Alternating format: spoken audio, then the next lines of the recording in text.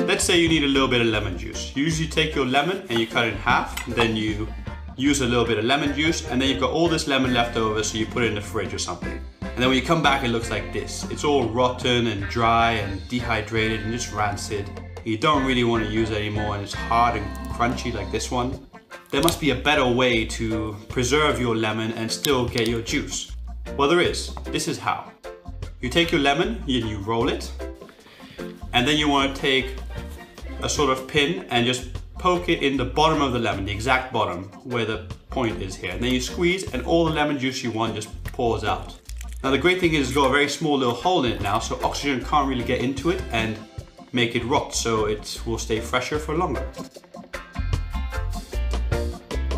Sometimes you want to spread some butter, but when you take it out the fridge, the butter is super hard and really hard to spread. This is super annoying. So what do? You usually just pop it in the microwave, but the issue with this is it always seems to over melt the butter and make it into a big soupy mess just like this. That can be very annoying. So there must be a better way. Well, there is. You take a cheese grater and then you just grate your butter stick. Yes, that's right, grate your butter stick.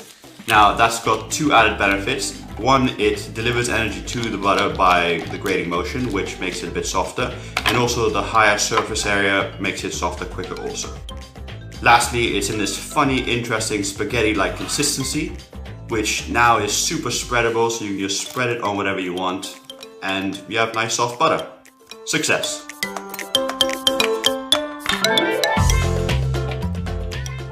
You just take a knife and a potato and you put them together and just twirl the potato around while you cut into the skin just softly in a circular motion. Then you take it and you cook it like you normally would. Now, by cooking the skin with the potato, you actually infuse the potato with more flavor, because most of the flavor of the potato is actually in the skin, so you get more potatoey mash. And once you've cooked it, you can just pull the skin off just like this. And it's so much more efficient, you don't waste any potato, and it's much quicker than peeling it. Take a hard boiled egg, place it in a jar, add a little bit of water to cover. Then you just place your hand over the jar and shake it like mad. And once you're done, which is pretty soon, you just take the egg out and the shell is basically falling off the boiled egg. And it's that easy to remove. Alright. Trick number 5, staying on the same shaking idea. This is a garlic bowl, and I'm just going to place it in a jar, and again, shake like mad. Okay, once you've done that for a little bit, then you just pop it out, and you just remove some of the husks, because they'll get in the way later. Okay, once you remove the husk, just put all these garlic cloves back inside.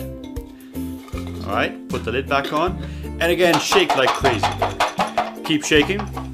Just carry on shaking, and now you just pop it out, and all the skins have separated from the cloves. You can just pick them away and put them to one side, and then you've got these beautiful little garlic cloves, and if any of the skins are still on, you can put them in the jar and shake again, or just easily pull it off very easily like that.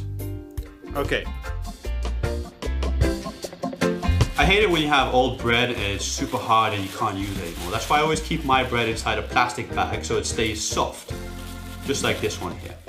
And then you can still resuscitate it. So here I've got soft bread, but it's very, very old. And to resuscitate it, all you're gonna need is just some water. So I'm just gonna put this here so I can pour some water over it. Basically just pour the water over it and pour it on the bottom also. And then you wanna place it into an oven at 180 degrees Celsius. That's 356 degrees Fahrenheit. And you're going to want to leave it in there for about 3 minutes. And after 3 minutes have passed, then you just want to turn it around and then hit it up for another about 3 minutes. If it's still soft or not done enough, then leave it a bit longer.